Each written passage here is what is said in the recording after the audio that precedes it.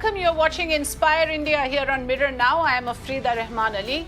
Well, as a channel that brings you the news, there are often very distressing updates that we bring to you. But in the middle of all this, there's always a ray of hope. There are always those who are carrying the beacon of hope and humanity. And on Inspire India, we feature those individuals who have stepped up to help the needy during the time of the pandemic. Remember, there are many lives lost, but then there have been many lives saved as well because of timely action, because of an innovative idea. Sometimes it's just a small change that has made a big difference. And for that, we need to salute the real life heroes, and we need to tell those stories because these are the stories that inspire India. So on today's episode, I have two entrepreneurs who have changed direction, who have reinvented themselves to fit the times. And that is why their stories are important to be heard. Let's welcome Aditya Gupta, who's a filmmaker turned entrepreneur, joining us on Inspire India today. Aditya, welcome. Good to have you with us. And also welcome Shan Khanna, who is also an entrepreneur, and she's been working in the field of pleasure. She's been working in the field of humanitarian aid for the last 10 years, but now, of course, actively involved on ground to reach out to those who are marginalized, who are underprivileged, who need food, who are actually absolutely left helpless during the pandemic times. Shan, thank you so much. Good to have you with us on Inspire India. Thank you so much. So let me begin with you, Aditya, then. Let me begin with Aditya first. Aditya, the fact is that you are somebody who's active in the film industry. You've been active for many years now. And suddenly the pandemic has thrown everything off gear, isn't it? Things have got derailed, and how? Film sets no longer, of course, safe zones. Now you, along with your partner, have thought of an innovative idea to how to make the film sets safe for everyone. Let's hear that first. What is this new technology that you have devised and invented? Share that story with us. Yeah, sure. So basically, when the first wave hit us, obviously the industry went into a huge loss and there was a huge shutdown. We knew very soon that, the kind of sanitization processes and the protocols that people were following are not going to work on a film set, because what we needed was a way to sanitize equipment in a complete dry way. It needed to be time saving, and we also needed like an administrative process on set. So we all, due to my experience of working in various countries, I always knew that there's going to be a gap that needs to be filled in.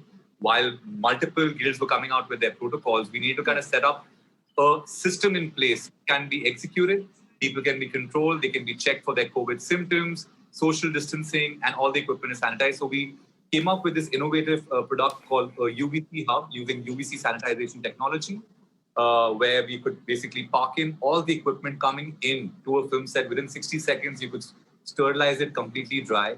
UVC is now taking over the world in terms of the frontline equipment being used to fight COVID. From the Delhi metro to the Delhi airports now are kind of installing the same systems. And it's been surprisingly very well received. The entire industry, we've been able to help getting them back on their feet. And it's just been like a fantastic journey for us.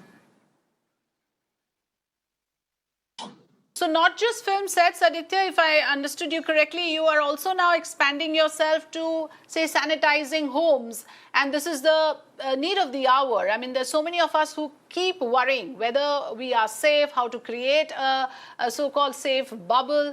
That term, of course, has gained a lot of currency now, the bio bubble. Is that what you do? Is that what you create for people around you, whoever wants it for their homes as well? Yeah, absolutely. So basically, the first starting point was film sets, where we were an end-to-end business company, which were taking care of setting the SOPs, which are like standard operating procedures, to setting testing protocols, to kind of creating a safe working environment for film sets where social distancing necessarily is not possible.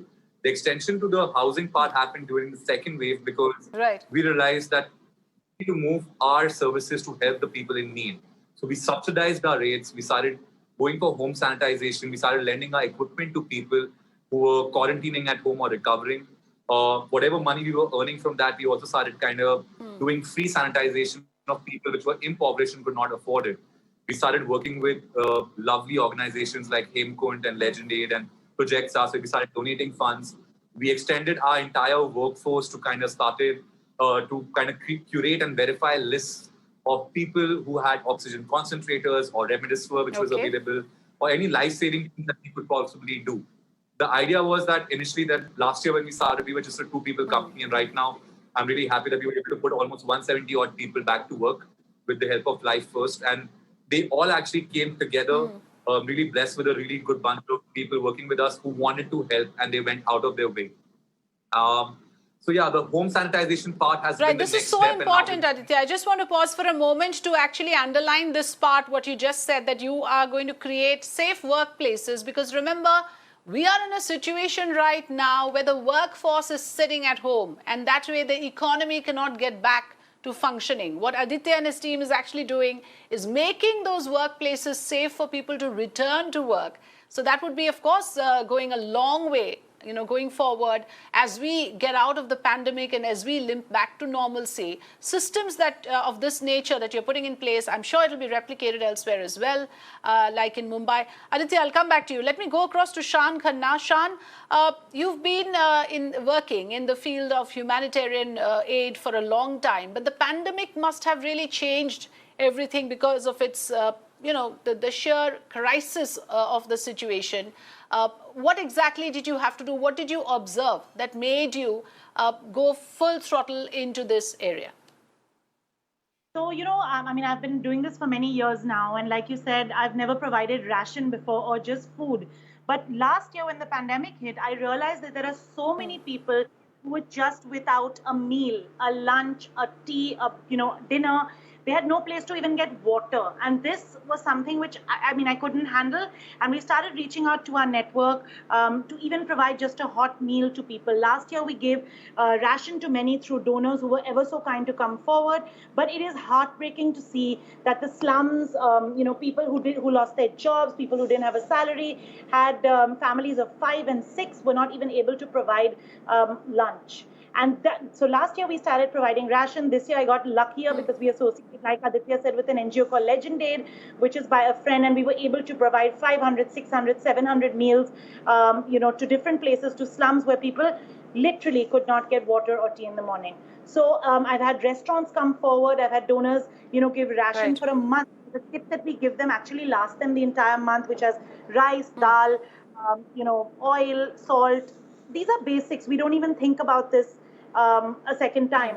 But a lot of people just ration this up and needed it for their families. Yes. So it's heartbreaking to see this, but I'm really happy that we were able, a group of me and other friends, were able to actually give back and provide ration to people that needed. Like you see, just rashing, even a samosa on a Sunday is a meal that they're looking for. Absolutely, Shan. I mean, the fact that there are people out there who do not have 2 square meals for their basic sustenance. So that is where you decided to cater to. And, what I find interesting is the fact that you have actually leveraged your contacts, the kind of NGOs, because of your experience, of course, working in the field, and you have made it happen. Do you think that worked to your advantage? The fact that you already had contacts in those areas and you knew those non-profits and those NGOs who could pitch in as well with you? Oh, absolutely. I started getting phone calls early last year when this happened with people just asking for food. So I just started posting on WhatsApp groups. My friends, family, reached out and said, we'll cook at home and give it to you. Just make sure you distribute it safely. Get someone to go out and, get a volunteer to do it. And it has been phenomenal this year to see restaurants like a Copper Chimney or, larger banquets actually providing us with 5,000 meals for the week. So it's been heartwarming to see the kind of people that have come forward. Even every Sunday, we have about 18 volunteers that go all over Bombay to give out about 500 hot meals to people on the road, because there are homeless people where offices are not open. Nobody can even provide them with that money to get a snack or a tea or water. So, it's been heartwarming to see the network actually come forward and put their hands out and get us those donations, those hot meals, because we would not have been able to do it alone. But like you said, 2 square meals is what a lot of people weren't getting, are still not getting. People who've lost jobs, people who have a family to feed, people whose offices aren't open and they used to depend on that meal coming from office, right? So that is a whole other thing. Yes. Yes, and I was looking at those pictures, Shan, in terms of the way you package your meals. It looks so hygienic, it looks nutritious. And it's not just about packing any kind of food and distributing it, it's about doing it with that kind of heart, which is clearly visible in the footage that you have sent us, Shan Khanna. Aditya, coming back to you on the issue, apparently you also do distribute hot meals as well. So there are multiple levels that you are trying to help out in pandemic times. Tell us more about that. So I'll say primarily what I was trying to do was help the industry that has kind of brought me up, which is the film and the Bollywood industry. One thing apart from just the meal services that we were doing, I think a big way, I was also hearing the bulletins that you guys were doing just before this, is that there's a lot of education that's required. It was so surprising for us that, initially there were these protocols that were devised that you had to get these declaration forms signed by people coming on your ground, on your film sets, and they had to sign off and say that they have not been in contact with someone with COVID or everything else. And we came to realize, that people that work with us on sets, 80% of them can't even read and write.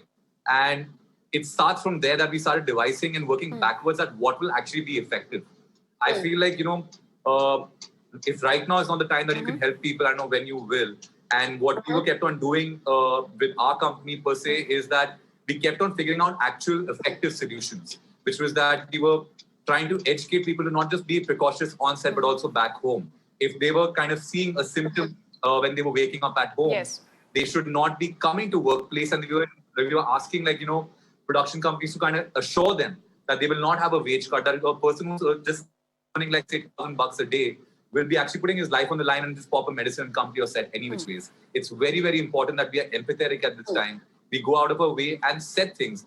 A lot of things which actually happened to us in terms of learning as well was that while we were on film sets, we were realizing that the government was actually doing a lot of sanitization processes which can actually be counterproductive and harm you instead. Like they were using chemicals like sodium hypochlorite, they were using chemicals like hydrogen peroxide, which a place where you're going to be working, you're not supposed to be accommodating that place for the next good 12 to 14 hours minimum. And people were doing those sanitization protocols which could actually damage you instead. They could damage the mucous membranes. And we had to find effective solutions and keep on moving forward. The giving back part came once we basically got received very well. We were able to then understand where our workforce was required to deploy whatever resources we could. So we have started now sanitizing police stations for free. We are going to underprivileged neighborhoods where we are distributing food drives. I think the second pandemic has been more eye-opening because this was not really, while as Shan is doing phenomenal work with her food donation drives, I feel like this time also a huge dearth which happened was about oxygen and oxygen concentrators. We were finding people which were selling concentrators which are worth 40 to 50,000 rupees for almost 2 lakh rupees, and people which were in need were not able to get it. And we were able to curate resources, put up the down payments and kind of send it out to people which were in need. So, it would be silly of us right now when we have these resources and we are in a lockdown to not help, so this is the time to do it. Yes. Absolutely. And you're just 33-year-old. Even Shan is also 33 years old. So these are young people, who've used the kind of resources they have and, of course, applied their minds. Often we fail to think out of the box. Aditya, this is something you've done, from what I can understand, to think about sanitizing processes, to think about how to make these workplaces safe for people to return. And there you came up with this idea. But I want to also ask you, in terms of how, now, beyond this, of course, pandemic is only hopefully a temporary phenomena. Beyond this, what do you plan to do in future? Because you were telling me when we had a chat before the show that in India, there is no such culture of having a health and sanitizing process for film sets, which is already there abroad from your experience. Yes. So, I was fortunate enough to work in multiple countries outside India. And unfortunately, like a lot of industries which work in India, like say even the construction industry, they are not regulated. They were till of late that they had a health and safety team. Internationally, say from LA to London to say Cape Town, wherever I've shot, you had health and safety officers which were in charge, which were kind of doing risk assessment of if you were to be doing a stunt scene, if there was a fire or a fall or electrical issue. if you're shooting with kids or you're shooting with scaffoldings, what all precautionary things need to be in touch? Like we right now are very, very far behind from that. Fortunately, we are working with the likes of Netflix, Amazon, and what they are trying to do is also bring that culture back into India. Right now, I don't know if you're aware, like 90% of our workforce actually works in chappals, still on film sets. While it looks very, very glamorous on film sets, that's actually very, very dangerous because you're so many loose, heavy equipment on the film set side, right? And health and safety has been a very ignored part. For the matter, I have been a chief AD. The last film I worked on was Yes. Andhadhun. And what happens is when you're working on film sets, the idea of safety is finally the responsibility of the chief AD or the producer. If they say this is fine and this is good enough, you are supposed to go ahead. And that comes from a lot of experience of knowing what can go wrong and you're second guessing. Instead of having a professional team analyzing and guiding you that if you're doing something, you need to have paramedics on standby or you need to have XYZ kind of first aid or maybe oxygen things on standby just in case things go wrong. You have constantly cases which are coming up where sets are getting burned because of a fire safety issue. People fall down off some things that we call catwalks or tarafas. There's a huge need of health and safety in our industry. And filmmakers, anyways, a little more passionate than the other people. Which is why, Aditya, the reason I brought this up, was to actually highlight that therefore the relevance of these safety protocols will always be there, pandemic or no pandemic. I mean, these must be sustained. These are lessons that the pandemic has taught us and we need to sustain it and carry it forward. That would be brilliant. Okay, Shan, coming back to you on the same point about how, you've also reinvented yourself because you told me you were working with old age homes and orphanages earlier. And then, of course, you had to change course to do other kind of work to help out those who most needed it at the moment. But going forward, what is your plan of action? Are you going to again reimagine yourself, reinvent yourself, and continue to help people? Yeah, absolutely. I think this is not something, like you said, just for the pandemic. It's something that's a 365-day thing. Like I said, homeless people do not have a home. They're still on the streets. When the cyclone hit and I was doing my Sunday drive-arounds, I noticed that the entire home was, destroyed. And they're looking for that 1 square meal. So I think this is something which we have to look at long-term. Again, maybe some offices in certain areas can actually take up feeding certain people for the week and kind of alternate. Even a lot of people donate only when they know somebody handling the NGO or handling the work. So making legit places where the donations can be ongoing through the year. This would be really important, not only for an old age home or an orphanage, but also for people living on the streets or people with salaries. There are some people with salaries of 8 and 10,000 who cannot feed their children, 5 or 6 people when their salaries have been reduced. So I think these are things we need to look into. Even entrepreneurs, even corporates need to look into a long-term plan of actually looking after people that are already employed. Someone else should not be looking for ration outside of this and asking NGOs for it. This is something companies should look into long-term. I think they should actually include this in their plan when they do their CSR. So this is a very tough time, and I understand in this time it's hard to pay all the salaries and retain a huge amount of labor and people or employees. But I think that we could definitely do this through the year. For example, restaurants have so much leftover food, or they produce in larger amounts. I'm sure that can be used for better use at the end of the day. Of course, if it goes bad, that's a totally different thing. But you, in a legit way, to actually feed people that need it. When I go out every Sunday and I see people actually running behind the car to say, give a samosa or a bottle of water, that breaks my heart. And people coming forward to ask for ration. The first day when I went out to give ration, we gave 200 people in one area. I had people land up below my doorstep. They followed my car home. So that is just heartbreaking to know that there are so many people out there that just, it's rice. You don't even think that they don't have home. So I think if we can make a long-term plan, I work with Legendary at the NGO, which is back well, getting good donors. So maybe we are trying to make a long-term plan where this is just not a month. Very interesting. I'm going to pick on that point that you made because this is what we need to highlight. The fact that you are saying that with leftover food in restaurant, it can be distributed. So, a lot of what you are actually advocating is to leverage the existing resources, to maximize on the existing network. And that is where we again fail oftentimes. There's so much wastage around. We fail to reuse, recycle like some of the advanced countries manage to do. So quick last word to both my guests, Aditya. Any message that, or any lesson or any learning that you have, the biggest takeaway? Like you said, you have many takeaways from this experience. Share with us one of them.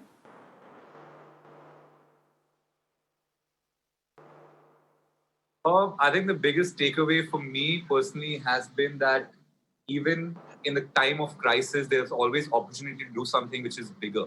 What the lockdown was a blessing for me, and I think that's the way. There's also another way to look at things, which is that there are things that we all have multiple ideas and potential that's existing, and there's much more that we can do than we believe that we can. And then you just have to just put your mind to it and just get after it. Yes. So I think the biggest blessing for me is that not get bogged down by what's happening around. As you mentioned very clearly, while a lot of lives have been lost, a lot of lives have been saved. A lot of people have come forward and created this. Saved, yes, they've absolutely. used this opportunity, so to help. So, and I think that's the thing that is the biggest takeaway for me, at least. Yes.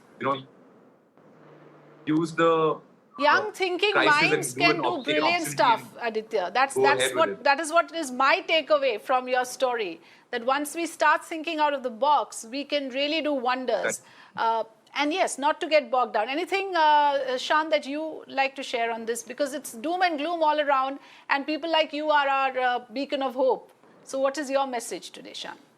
Absolutely. I think the one thing I've learned, if it's in the last 2 years, especially, I've been doing this for a long time, but the last 2 years have taught me that whatever you do, even the smallest thing can make a difference. So if you're picking your area where you live and you're willing to help people in that area, trust me, they'll come out of the woodworks and you would have done your bit. Also, it's very easy to sit at home and also help. So I really urge a lot of people to come forward, use their networks to actually help people in need. Because sitting at home, I said, we have access to WhatsApp, Facebook, Instagram, social media. It is so easy to actually just repost something, get a donor, and make 2 ends meet. So, like Aditya also said, just do, and Yes. lives are lost, but also we'll save so many people out there. Hats off to the two of you, Aditya Gupta and Shan Khanna. Thank you so much for joining us here on Inspire India and for sharing your stories.